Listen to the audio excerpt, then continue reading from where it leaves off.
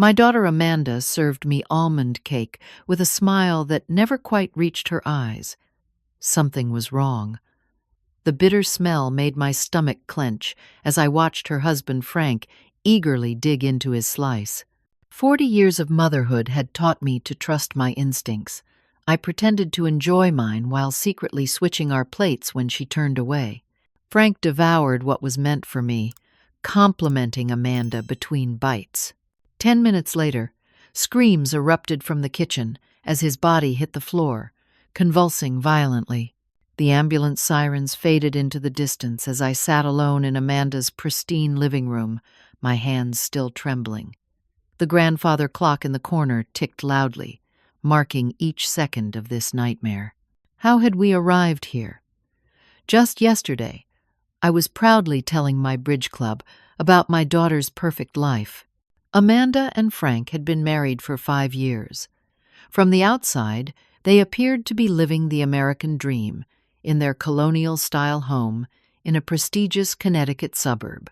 The manicured lawn, the luxury cars in the driveway, the country club membership. Frank was a successful financial advisor who came from old money, while my daughter had built a respectable career as an art gallery curator before their marriage. They were the couple everyone envied. But mothers notice things others miss. Over the past 2 years, something had changed in Amanda. My once vibrant, opinionated daughter had gradually become quieter, more cautious, especially around Frank. Her phone calls grew less frequent, and when we did speak, she seemed distracted, always glancing over her shoulder. "Mom, I can't talk now," she would whisper, hanging up abruptly when Frank entered the room. The dinner party tonight was meant to celebrate Frank's latest promotion. 4 other couples had attended, all laughing a bit too loudly at Frank's jokes, all complimenting Amanda's cooking while she smiled that hollow smile I had come to recognize.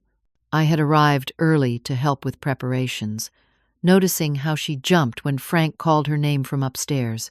While setting the table together, Amanda reached for the crystal water glasses on a high shelf. Her sleeve slipped down, revealing a pattern of purple bruises encircling her wrist. She quickly adjusted her gold bracelets, covering the marks. "Those are beautiful bracelets," I commented carefully. "Frank gave them to me for our anniversary," she replied, her voice flat. "He has excellent taste." During dinner, I observed how Amanda barely touched her food, how she refilled Frank's wine glass before it was empty, how she flinched when he placed his hand on her shoulder. The other guests seemed oblivious, enchanted by Frank's stories of investment success and plans for their upcoming Aspen vacation. After dessert was served and the commotion with Frank started, the guests quickly made awkward excuses to leave. As paramedics worked on Frank in the kitchen, I used the upstairs bathroom, looking for anything that might explain what was happening. The medicine cabinet seemed ordinary at first. Dental floss, moisturizers, expensive colognes. But behind a stack of hand towels in the linen closet, I discovered a small cosmetic bag.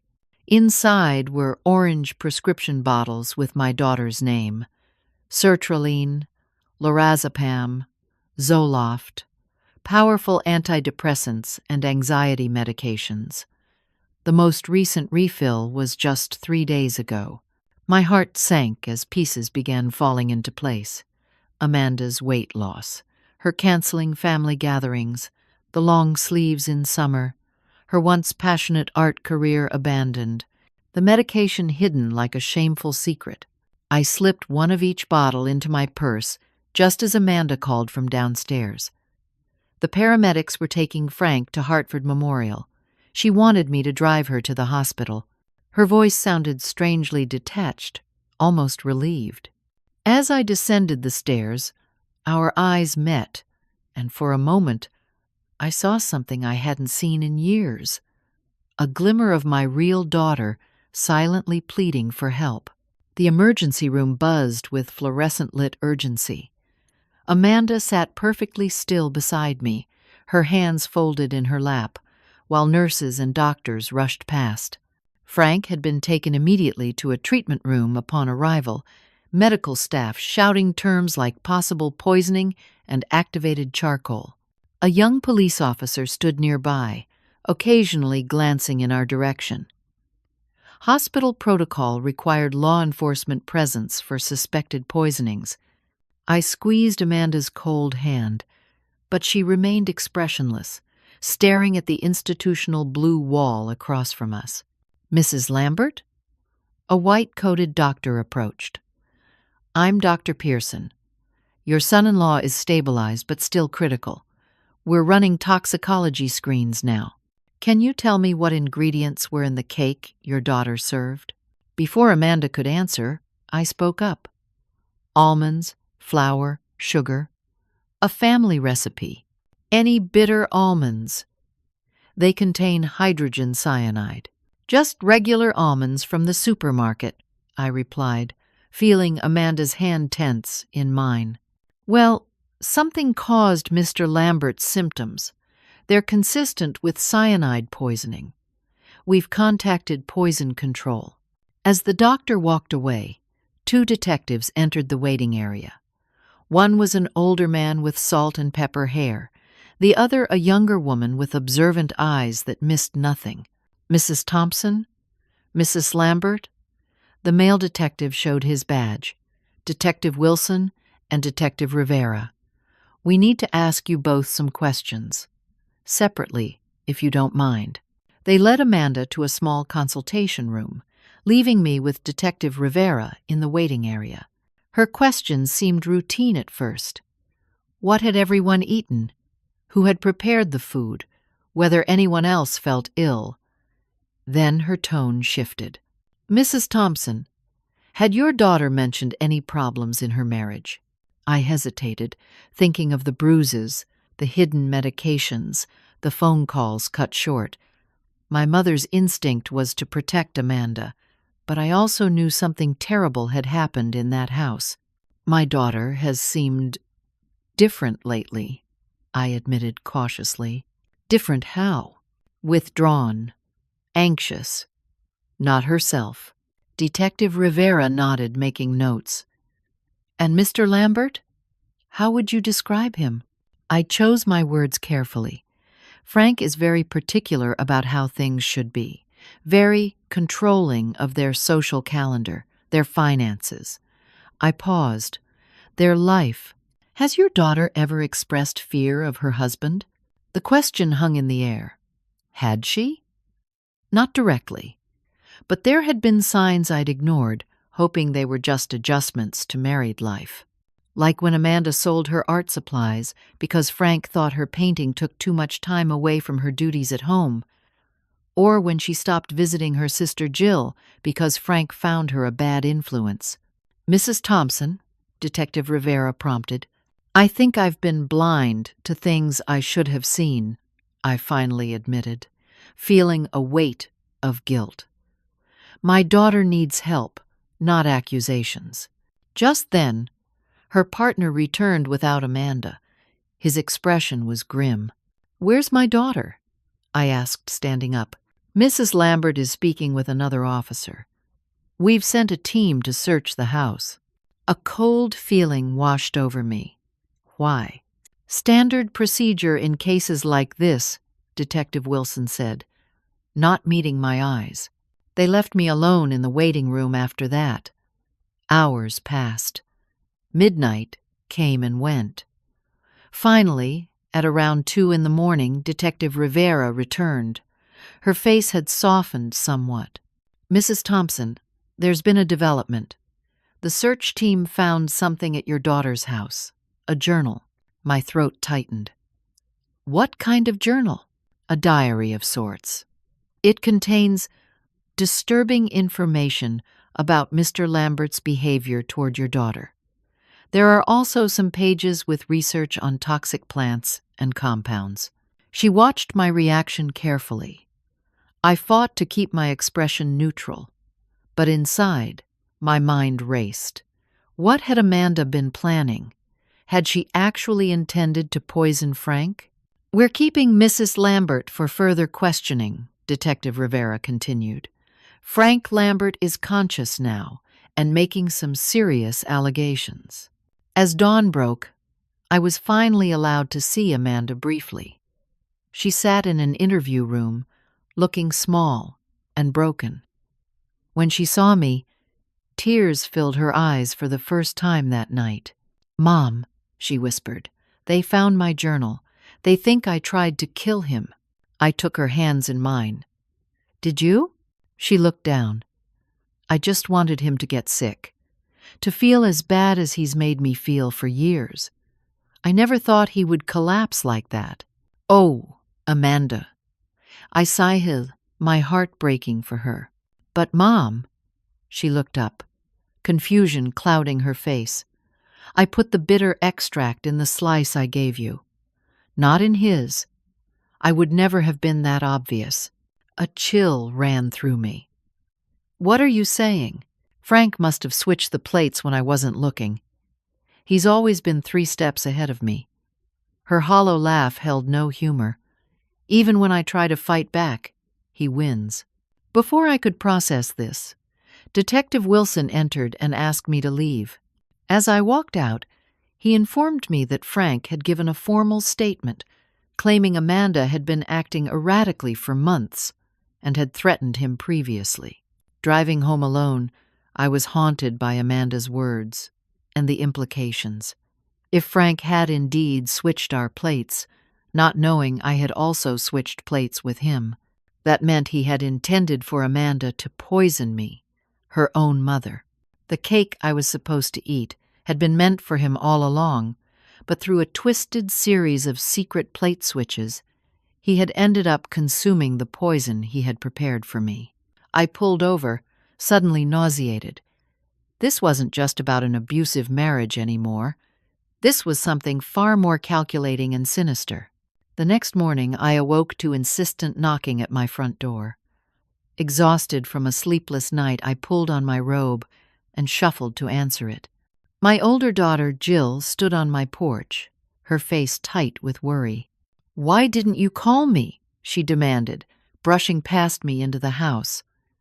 At 40, Jill was the opposite of Amanda. Where Amanda was artistic and sensitive, Jill was practical and direct, a successful attorney with a take-no-prisoners approach to life. "I've been trying to reach you for hours," I explained, following her to my kitchen. "You weren't answering. I was in court."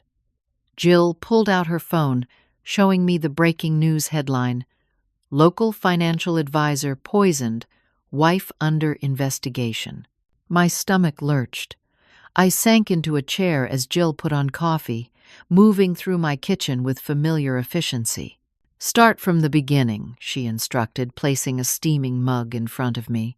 I recounted everything: the dinner party, the bitter smell of the cake, Frank's collapse, the hidden medications, Amanda's journal, and our brief conversation at the police station. Jill listened intently, her expression darkening. When I finished, she leaned forward. "Mom, there's a lot about Frank and Amanda you don't know. Things Amanda begged me not to tell you." "What things?" I asked, suddenly afraid. "Frank isn't just controlling. He's dangerous." Jill pulled out her laptop and opened it. "I've been documenting everything Amanda has shared with me for the past 2 years, building a case." "A case? What are you talking about?" Jill turned the screen toward me. "Amanda has been planning to leave him, but she needed evidence first. Frank threatened that if she ever tried to divorce him, he would destroy her. Financially, legally, personally." The screen showed a carefully organized file with dates, incidents, and photographs. Amanda, with a black eye, walked into a door.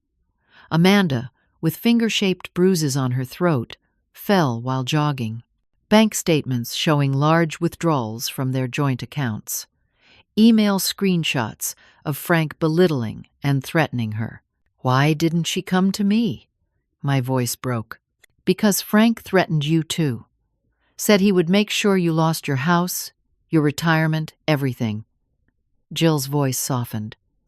She was trying to protect you, Mom. I remembered Amanda's words at the police station. Frank must have switched the plates when I wasn't looking. He's always been 3 steps ahead of me. We need to look at their finances, I said suddenly. Jill raised an eyebrow. Why? Call it a hunch. Using my old paralegal skills from before retirement, Jill and I spent the day digging through public records. Frank had always bragged about his financial acumen, but what we discovered was disturbing. He had systematically transferred Amanda's inheritance from her grandmother into accounts only he controlled. The art gallery where Amanda had worked before marriage had been purchased by one of Frank's shell companies, then sold at a substantial loss to what appeared to be another shell company Frank controlled. He's been stealing from her for years, Jill muttered, scrolling through property records. And look at this. Their house is only in his name, despite Amanda putting down half the money from her inheritance. My phone rang, interrupting us. It was Sarah, Amanda's best friend from college. Wendy? Is it true what they're saying about Amanda? Sarah's voice was thick with worry. We don't know everything yet, I answered carefully. But Amanda needs support right now. I've been so worried about her. Frank made her stop seeing me last year, but she texted me occasionally when he wasn't around. There was a pause. I have those texts. Some of them are scary. Would they help? They might. Can you forward them to me? An hour later, I was reading through dozens of messages Amanda had sent Sarah over the past year. He checks my phone every night. Had to go to urgent care yesterday. Told them I fell down the stairs again. He's threatening to have me committed if I try to leave. Says he'll tell everyone I'm unstable. Found out he's been drugging my wine. That's why I keep falling and forgetting things. The most recent text, sent just 3 days before the dinner party. I think he's planning something. Found research on his computer about untraceable poisons. I'm scared, Sarah. I felt sick. Jill, we need to get these to Detective Rivera right away. Before we could leave, my phone rang again. It was Detective Wilson. Mrs. Thompson, we need to inform you that Frank Lambert has regained consciousness and given a full statement. He claims your daughter has been mentally unstable and jealous of his success. He says she threatened to kill him multiple times and that she deliberately poisoned the cake. That's not true, I protested. We have her journal with poison research, Mrs. Thompson. And given Mr. Lambert's condition and position in the community, we've formally charged Amanda with attempted murder.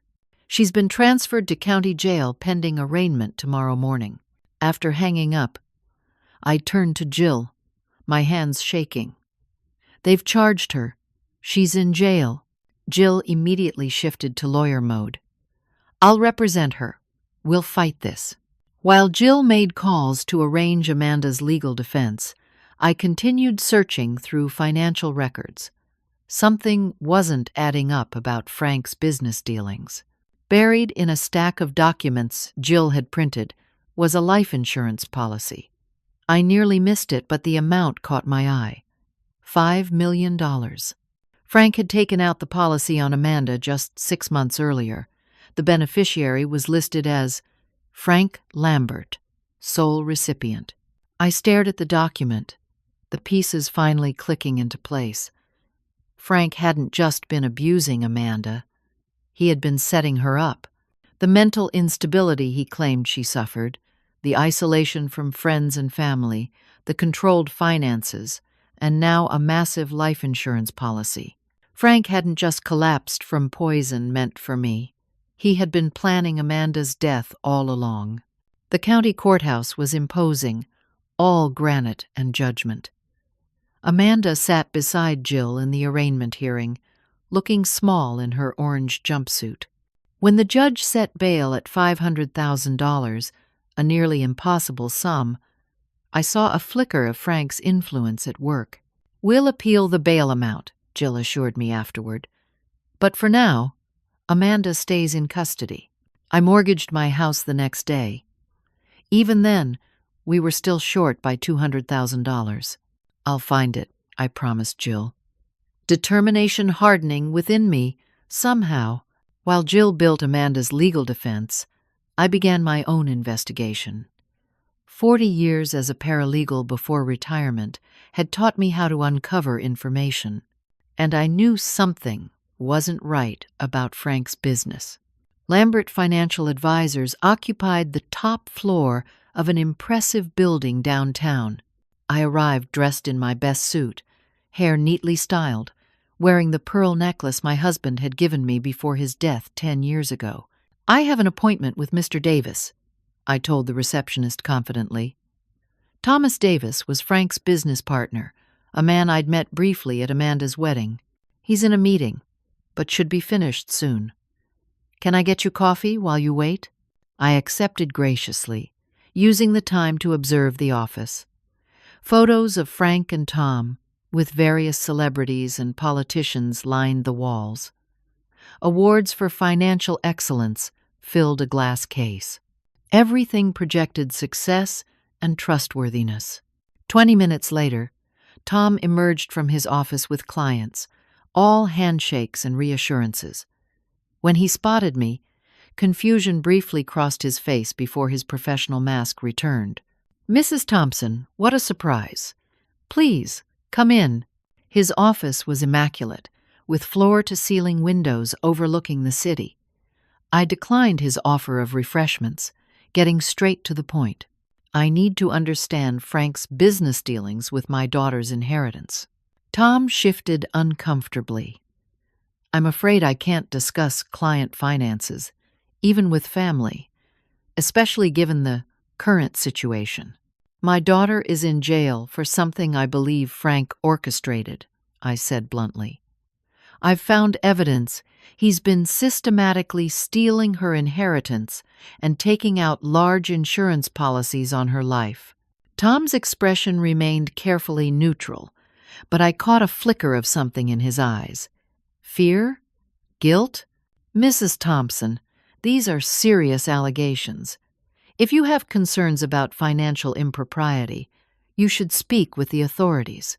"I intend to. But I thought perhaps Frank's business partner might want to distance himself from potential fraud charges before the investigation reaches him." It was a calculated bluff. I had no proof Tom was involved, but partnerships rarely survive one member's criminal activity unscathed. Tom stared at me for a long moment before sighing. "What exactly do you want to know?" "Everything, starting with where the money went." He hesitated, then pressed his intercom. "Melissa, hold my calls for the next hour." Over the next 45 minutes, Tom revealed a pattern of increasingly risky investments Frank had made over the past year. Many involved offshore accounts in the Cayman Islands. Others were with companies that existed mainly on paper. "I confronted him about it last month," Tom admitted. "The amounts weren't adding up. He claimed he had private clients with special investment needs." "Were any of these special investments in Amanda's name?" Tom nodded reluctantly. "Some. Frank had power of attorney." I took notes meticulously, asking for copies of specific transactions. Tom provided them with growing unease. "What will you do with this information?" he asked as I prepared to leave. "Help my daughter," I answered simply. That evening, I visited Amanda in jail. The visiting room was bleak, all hard plastic chairs and surveillance cameras. When Amanda was brought in, the dark circles under her eyes had deepened, her skin sallow against the orange jumpsuit. "How are you holding up?" I asked, trying to keep my voice steady. "I'm okay," she lied, attempting a brave smile. "Jill says you're helping with the defense." I nodded, glancing around to ensure we weren't overheard. "Amanda, I need you to tell me everything. About the cake, about Frank, everything." She looked down at her hands. "I did put something in the cake slice I gave you, Mom. I'm so sorry. It wasn't meant to kill anyone, just cause stomach upset." "Why give it to me? Why not Frank directly? Because he always makes me taste everything first. If I got sick from my own slice, he would know something was wrong. Her voice dropped. But I didn't expect him to collapse like that. The extract I used shouldn't have been that powerful. What exactly did you use? Bitter almond extract. Just a few drops, from my baking supplies. I frowned. That doesn't match his symptoms. The doctors said it looked like cyanide poisoning. Amanda's eyes widened. Mom, I swear I didn't use cyanide. I wouldn't even know how to get it. I believe you, I assured her, pieces falling into place.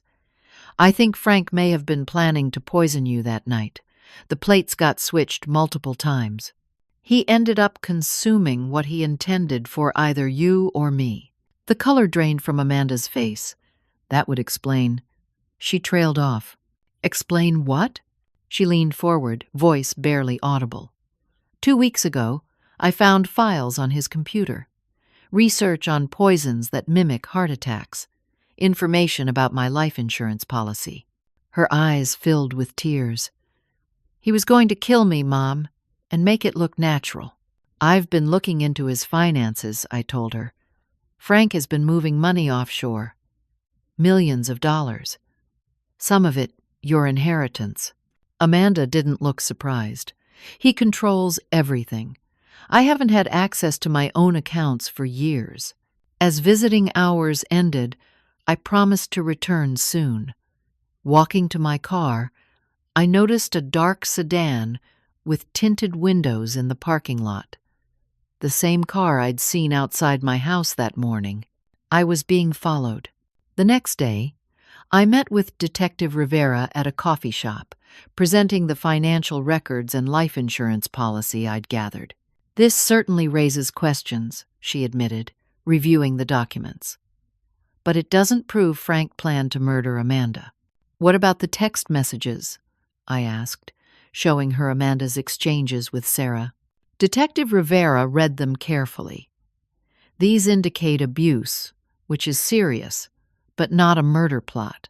And frankly, they support the prosecution's claim that Amanda had motive to harm Frank. Frustration welled within me. So you believe Frank's version? That my daughter just suddenly decided to poison her husband at a dinner party with witnesses present? That makes no sense. What I believe doesn't matter. What we can prove does. Her expression softened slightly. Keep digging, Mrs. Thompson. If there's evidence of Frank's plan, find it. I left feeling defeated but determined. As I walked to my car, a woman approached me. She was in her 30s, elegantly dressed, with a nervous demeanor. Mrs. Thompson? I'm Linda Hargrove, Frank's executive assistant. I recognized her from company photos.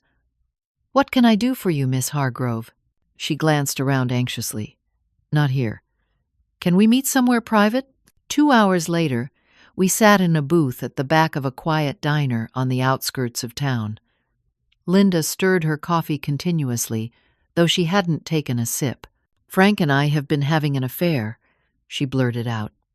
For almost a year. This wasn't entirely surprising given Frank's character, but I kept my expression neutral.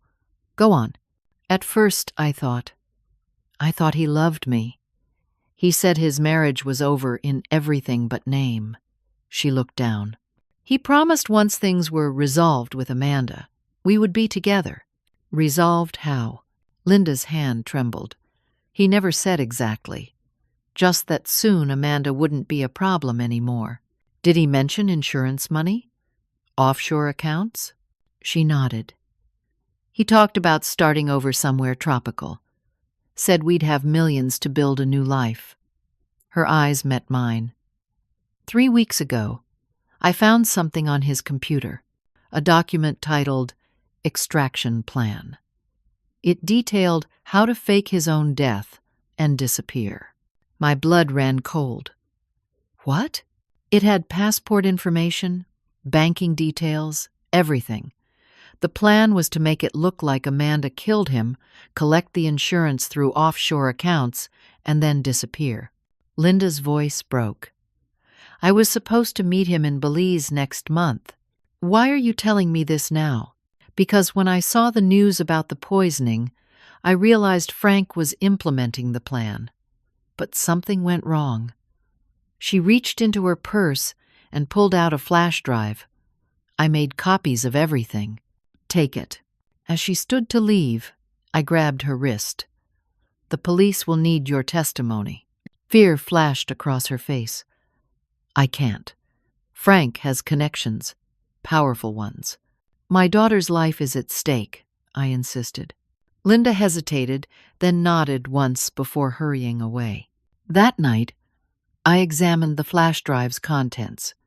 It contained everything Linda had described, plus more: financial transfers, property purchases in Belize under a false name, and most damning, a detailed plan to stage Frank's murder, frame Amanda, collect the insurance, and disappear with his mistress and millions in stolen funds. I was printing the final documents when I heard glass breaking downstairs. Someone was in my house. Quickly, I hid the flash drive and grabbed my phone to call 911. Before I could dial, the bedroom door burst open. A man in a mask lunged toward me. I swung the heavy desk lamp, connecting with his shoulder. He stumbled, cursing. I ran for the stairs but tripped on the top step, tumbling down. Pain exploded in my hip as I landed. The intruder descended slowly, a knife glinting in his hand. As he reached for me, headlights swept across the windows. A car in the driveway. My neighbor returning from his late shift. The intruder hesitated, then fled through the back door. Moments later, I heard a car engine start and tires squeal. I lay there, shaking, until my neighbor found me and called an ambulance. At the hospital, X-rays revealed a fractured hip. As I waited for surgery, Detective Rivera arrived. "Home invasion?" she asked skeptically. "This was no random break-in," I insisted, showing her the flash drive I'd hidden in my bra. "Everything's here. Frank's plan to frame Amanda and disappear." Detective Rivera took the drive, her expression serious. "I'll look into this immediately. In the meantime, you'll have police protection." I was discharged 3 days later with a walking cast and strict instructions to rest. Instead, I called Tom Davis again. "I need to meet. Today." He agreed reluctantly. This time, we met at my house, police officers stationed outside. "Someone broke in and attacked me," I told him, without preamble. "Looking for evidence of Frank's plan." Tom paled. "What plan?" "To fake his death, frame Amanda, and disappear with millions, including company funds." "That's ridiculous," Tom stammered, but his eyes told a different story. "Is it? The police are examining evidence right now that suggests Frank has been embezzling from your company for months, millions transferred to offshore accounts." Tom's composure cracked. "I didn't know anything about murder plots or framing Amanda. I swear." "But you knew about the embezzlement," I pressed. His shoulders sagged. "I discovered discrepancies last quarter. Frank claimed they were temporary transfers for a special investment opportunity. I believed him. We've been partners for 15 years. I studied him carefully. The police will want your cooperation. If I help, I could lose everything. My reputation, my freedom.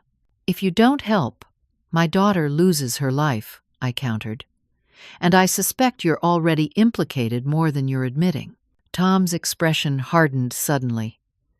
"You have no idea what you're dealing with, Wendy. This goes beyond Frank and Amanda." A chill ran through me as his tone shifted. "What do you mean?" "Frank has protection. Powerful people who benefit from his financial arrangements. People who won't appreciate your interference. Are you threatening me?" Tom stood, straightening his tie. "Consider it a friendly warning. Drop this investigation. for your own safety." As he left, the realization hit me like a physical blow. Tom wasn't just aware of Frank's schemes. He was complicit, possibly even orchestrating them. I had been focusing on the wrong partner all along. The attack left me shaken but more determined. With my fractured hip limiting my mobility, I converted my dining room into an investigation headquarters, wall charts, tracked financial transactions. Timeline diagrams mapped key events. My old paralegal skills resurfaced as I methodically built a case. Detective Rivera visited regularly, bringing updates on the official investigation. "The flash drive contains compelling evidence," she admitted. "But there's a problem. The metadata shows some files were created after Frank's poisoning. They could have been copied from originals," I suggested. "Possibly, but it creates reasonable doubt. And Linda Hargrove has disappeared. Her apartment cleaned out, phone disconnected." I wasn't surprised. After my confrontation with Tom Davis, I expected pushback. What I hadn't expected was how comprehensive it would be. Amanda remained in jail, her bail appeal denied. Jill visited her daily, reporting her increasing despair. "She's giving up, Mom. Says maybe she deserves this for staying with Frank so long." "Tell her to hold on," I insisted. "We're getting closer." But obstacles mounted. My bank suddenly called my mortgage into question. The retirement account I'd counted on for Amanda's legal defense was frozen due to suspicious activity. My phone line developed mysterious static. Emails disappeared. Someone was systematically isolating us. I needed allies. Starting with my senior community, I rallied old friends. Betty, a retired nurse. George, former military intelligence.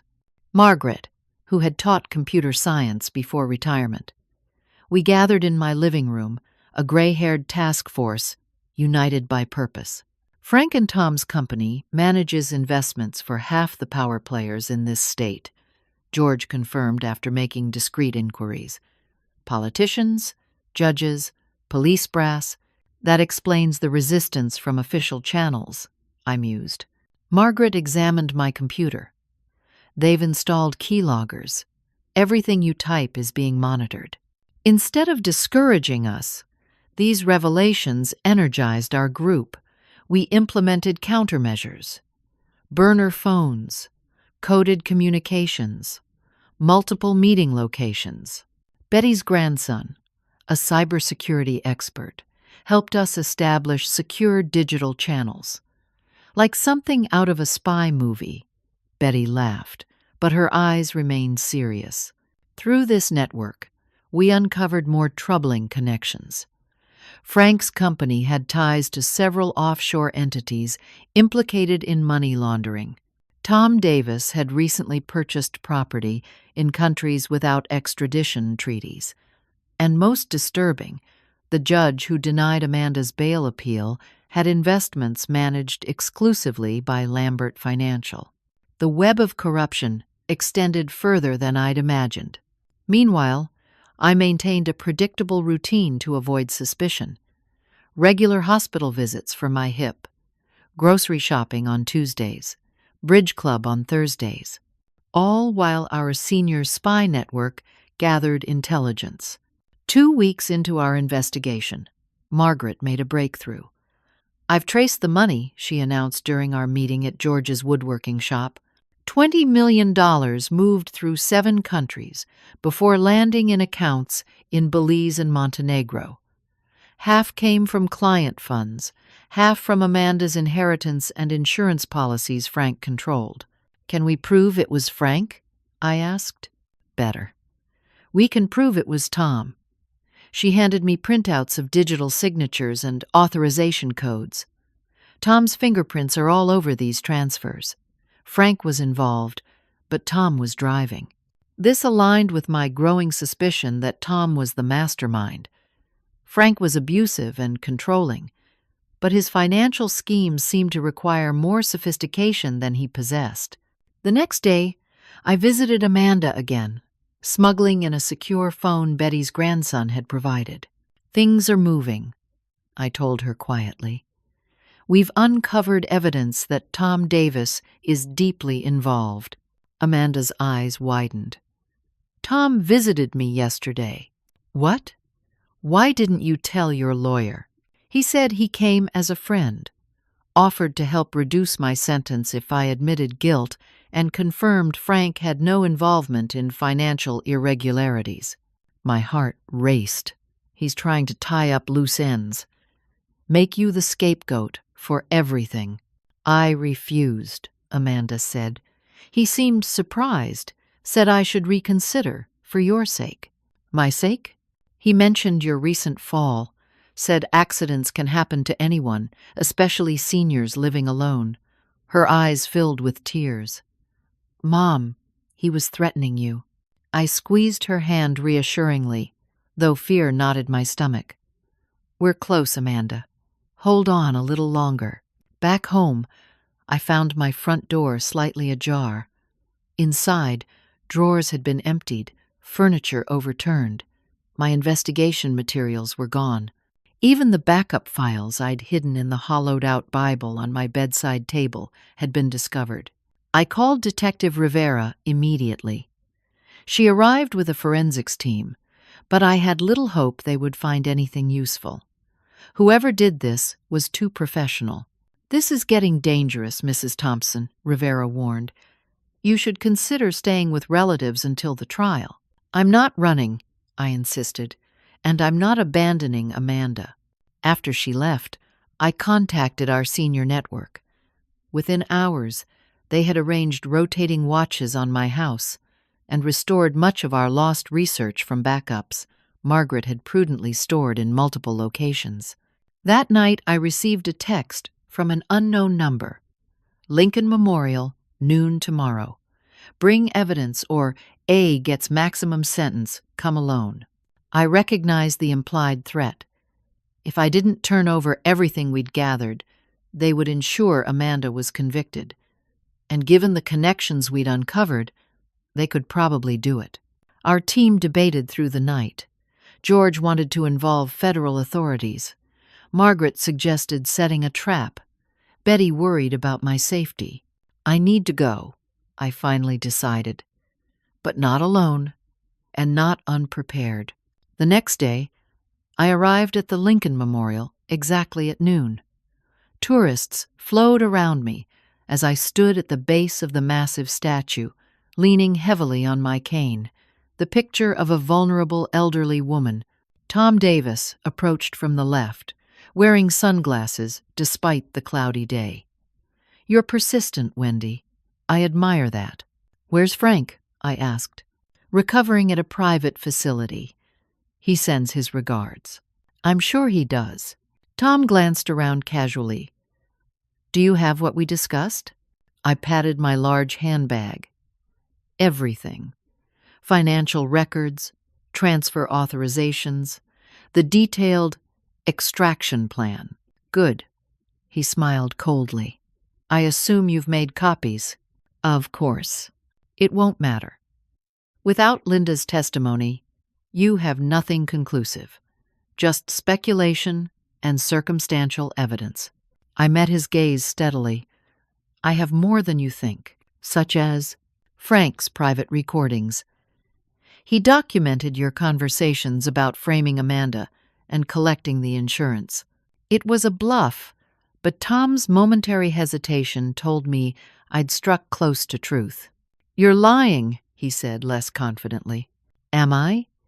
Frank never struck me as the trusting type. The kind of man who abuses his wife would certainly keep leverage over his business partner. Tom's jaw tightened. "Give me the documents, Wendy. First, I want Amanda released. All charges dropped." He laughed. "That's not how this works. You give me everything, and maybe Amanda serves a reduced sentence. That's the deal." "Not good enough." Tom stepped closer, voice dropping. "Let me be clear. You have no power here. Your daughter will be convicted. If you cooperate, she gets 15 years instead of life. If not," he shrugged. "Accidents happen in prison." My hand tightened around my cane. "I'm supposed to trust you'll keep your word? You don't have a choice." I smiled then, which seemed to unnerve him. "Actually, I do." I reached into my bag and pulled out not documents, but a small recorder. "Your threats have been documented, as has this entire conversation." Tom lunged for the recorder. I swung my cane hard, connecting with his knee. He stumbled, cursing. "Now!" I shouted. From different points around the memorial, our senior squad emerged.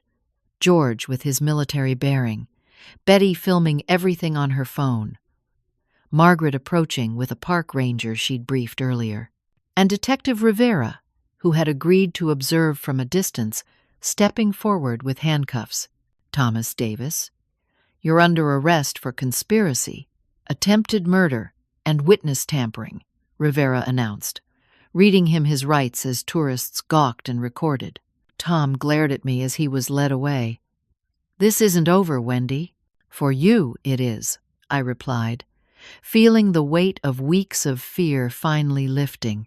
But as I watched the police car drive away, I knew we still had a long battle ahead. Frank remained free. The corruption network was intact, and Amanda was still behind bars. I turned to Detective Rivera. "What now?" "Now," she said, "we follow the money, all the way to Frank." The weeks following Tom's arrest brought new challenges.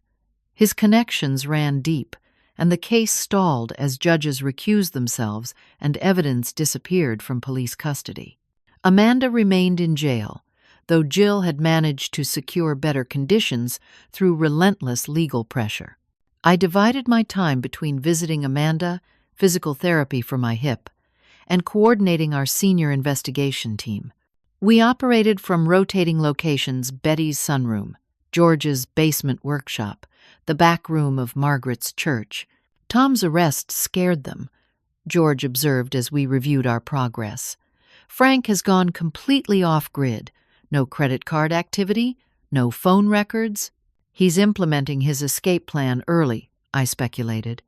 The question is, did he leave without the money? Margaret shook her head. The Belize accounts were emptied 3 days after Tom's arrest. $22 million vanished. The scope of the theft was staggering. Not just Amanda's inheritance, but funds from dozens of innocent clients. Lives ruined to fuel Frank's escape. "We need to find him," I said firmly. "And we need concrete proof connecting him to both the financial crimes and the poisoning attempt." Our breakthrough came unexpectedly. Betty's grandson, Jason, the cybersecurity expert, discovered Frank had used a cloud storage service to back up his home computer. "It's password protected," Jason explained, "but I found the credentials in some code Tom had on his work computer.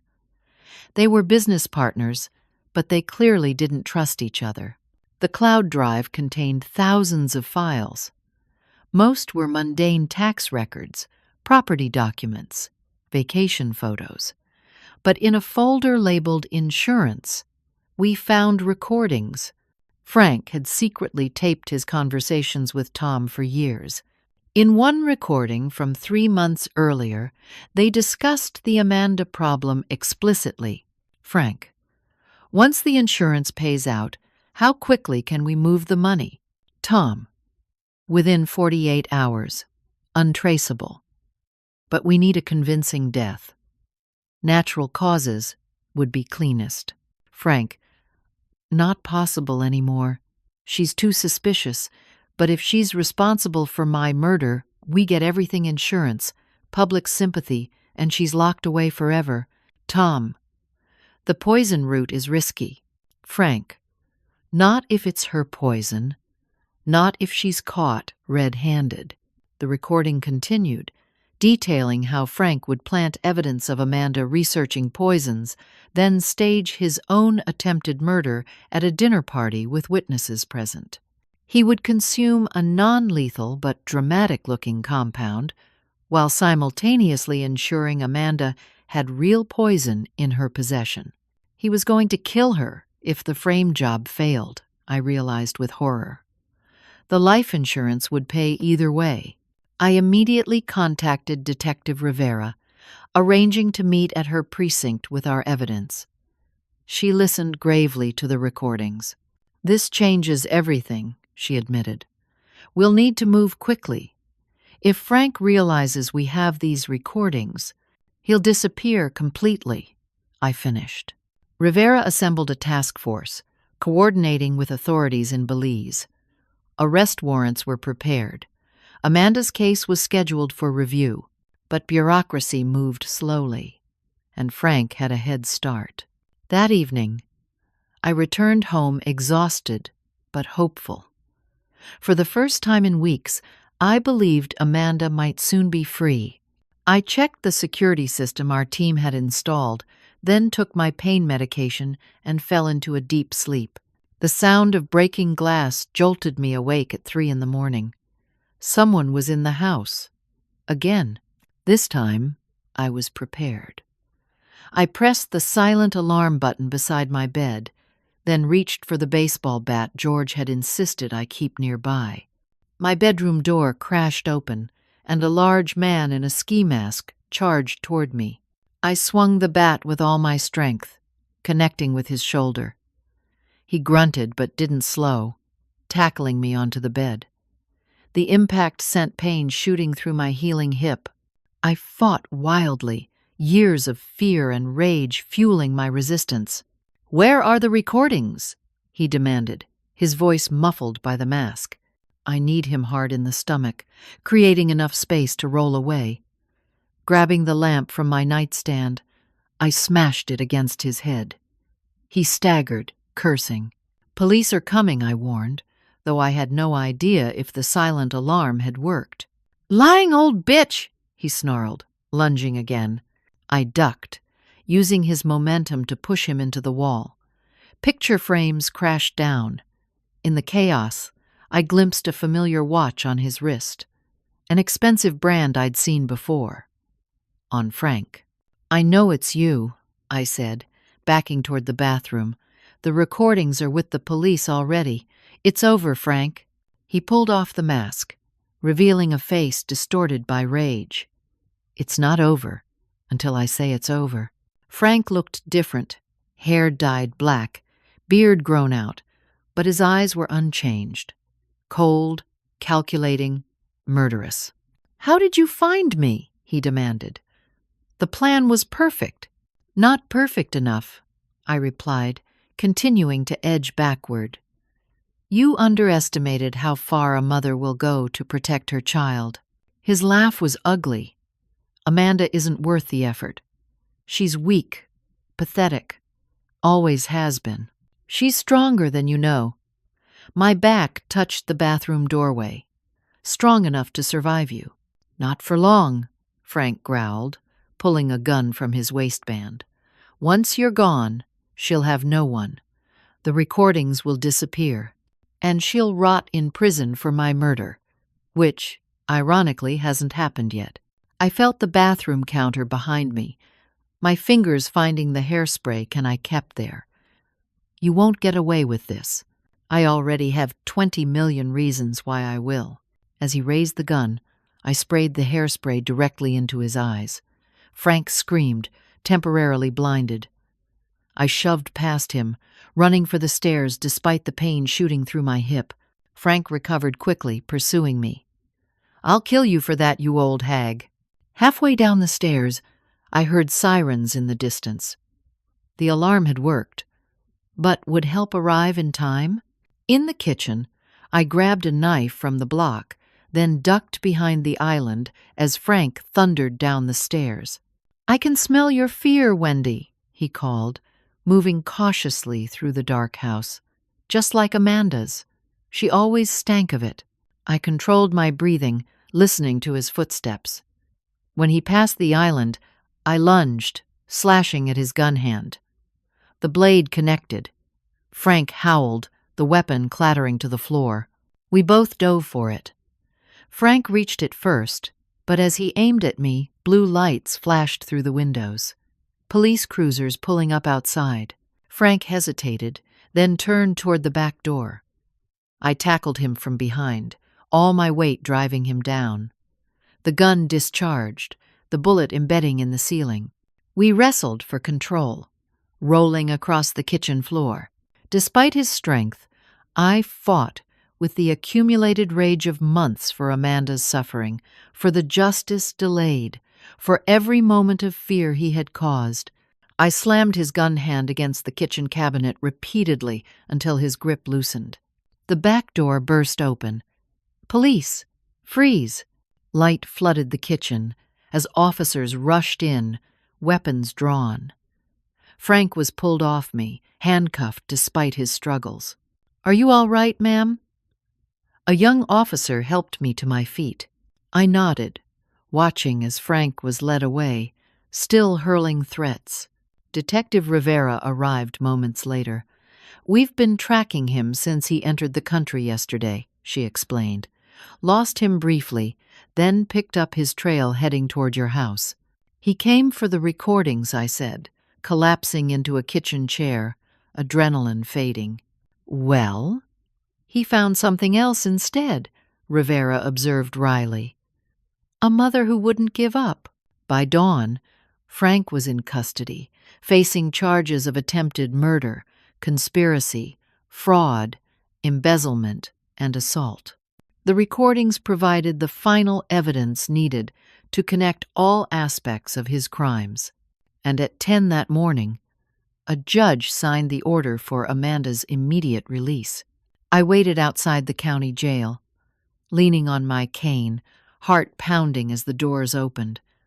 Amanda emerged, squinting in the sunlight, looking thin and uncertain in the clothes Jill had brought her. When she saw me, her face crumpled. We held each other, both crying, both finally allowing ourselves to feel the full weight of all that had happened.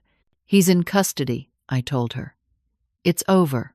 Amanda pulled back, her eyes finding mine. "Is it really?" I nodded, smoothing her hair as I had when she was small. "Yes, and now we can begin again." The trial of Frank and Tom dominated local headlines for months. The scale of their financial crimes expanded as investigators followed the money trail across multiple countries and shell companies. Dozens of victims came forward. Clients defrauded, associates threatened, women manipulated. Amanda testified on the third day, her voice steady as she detailed years of abuse and control. I sat in the front row, meeting her eyes whenever her voice faltered.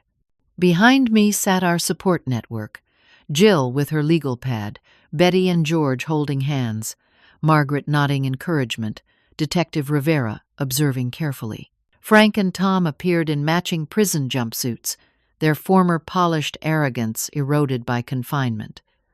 They avoided eye contact with each other, their partnership dissolved into mutual recrimination. Linda Hargrove eventually resurfaced and testified against both men in exchange for immunity. The recordings I'd discovered provided the most damning evidence, with Frank and Tom's own voices detailing their criminal conspiracy. After 7 weeks of testimony, the jury returned with multiple guilty verdicts.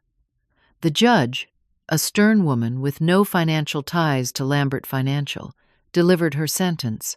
The court sentences Franklin Lambert to 30 years for attempted murder, conspiracy to commit murder, grand larceny, embezzlement, assault, and fraud. Thomas Davis is sentenced to 25 years for conspiracy, embezzlement, fraud, and witness tampering. As the bailiff led them away, Frank turned toward Amanda with undisguised hatred. She met his gaze unflinching, then deliberately looked away, denying him even the satisfaction of her fear. Outside the courthouse, reporters clamored for statements. Amanda declined interviews, but I offered a brief comment. Today, justice prevailed not just for my daughter, but for everyone victimized by these men. The system worked, albeit slowly, and with considerable help. The recovery of stolen funds began immediately, though much had been spent or hidden beyond reach. Amanda would receive only a portion of her inheritance, but enough to start over. We retreated to my lake house, a modest property I'd owned since before my husband's death. Nestled among pine trees with a view of calm waters, it provided the perfect sanctuary for healing. Those first weeks were difficult. Amanda suffered nightmares, startling at small sounds. Years of psychological abuse had left deep wounds that no court verdict could instantly heal. She began therapy with a specialist in trauma recovery, attending sessions 3 times weekly in the nearby town. "I feel so stupid," she confessed one evening, as we sat on the dock, watching the sunset paint the lake orange and pink. How did I not see what he was? How did I let it continue for so long? "Abuse doesn't happen all at once," I told her, taking her hand. "It's incremental. By the time you realize what's happening, you're already trapped in a cage you didn't see being built around you." "You saw it," she said quietly. "You always sensed something was wrong. I'm your mother. And even I doubted myself, wondered if I was being overprotective or imagining things." She leaned her head on my shoulder, something she hadn't done since childhood. "Thank you for not giving up on me." "Never," I promised. "Not in this lifetime or any other." As summer progressed, Amanda began to reclaim pieces of herself. She set up a small painting studio in the lake house's sunroom, tentatively at first, then with growing confidence. Colors returned to her world vibrant blues and greens, replacing the muted tones Frank had preferred. Jill visited weekends, bringing her boisterous teenage sons who filled the house with noise and energy. The boys coaxed their aunt into swimming races and fishing expeditions, treating her with the natural acceptance only children can offer. Our senior investigation team became regular dinner guests, the bonds forged during crisis transforming into genuine friendship. George taught Amanda woodworking. Betty shared her knowledge of medicinal herbs. Margaret introduced her to digital art programs. By fall, Amanda had sold 3 paintings to a gallery in the nearby town. Small victories, but significant. She opened her own bank account, got a driver's license in her name alone. Each step, a reclamation of independence. I witnessed her transformation with quiet pride, offering support without smothering. My own recovery progressed more quickly, the physical therapist declaring my hip fully healed by October. "What will you do now?" Amanda asked one crisp autumn evening as we raked leaves in the yard. "Go back to retirement?" I laughed, leaning on my rake. "I think I've discovered I'm not really the retiring type after all." In truth, our experience had awakened something dormant in me. Using Detective Rivera's connections, I had started a consulting service for families navigating the legal system during domestic abuse cases. My paralegal background, combined with our recent ordeal, provided unique insights. Amanda nodded thoughtfully. "I've been thinking about volunteer work at the women's shelter in town, using art therapy with the children there." "You'd be wonderful at that," I encouraged. "I don't know if I'm strong enough yet to hear their stories," she admitted, "but maybe sharing mine would help someone else recognize the warning signs I missed." Winter brought snow, transforming the lake house into a postcard scene. Amanda and I established new traditions, deliberately different from the rigid holiday routines Frank had demanded. We baked cookies, using my mother's recipes, decorated with homemade ornaments, invited friends for casual potluck dinners. On Christmas Eve, Amanda gave me a painting she'd been working on secretly for weeks. It showed two women in a boat on a lake, one older, one younger, both with fishing rods extended over calm waters. Behind them, storm clouds receded in the distance. "It's called After the Storm," she explained, watching my reaction nervously. I hugged her, too moved for words initially.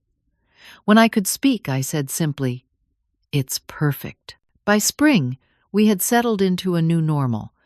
Amanda had begun dating cautiously, a kind bookstore owner from town who respected her boundaries and never questioned when she needed space. I had expanded my consulting work to neighboring counties, even speaking occasionally at law enforcement training sessions about domestic abuse detection. The lake house now contained more laughter than shadows. We had transformed it from a temporary refuge to a true home, filled with art and friends and possibilities. 1 year to the day after the fateful dinner party, Amanda and I sat on the dock, feet dangling in the newly thawed lake. "I've been offered a position," she announced, "curator at the Children's Museum in Hartford. They want me to develop art programs for at-risk youth." I squeezed her hand. "That's wonderful. Will you take it?" She nodded, eyes bright with purpose.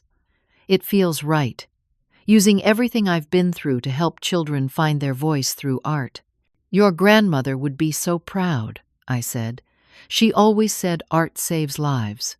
"It saved mine," Amanda acknowledged.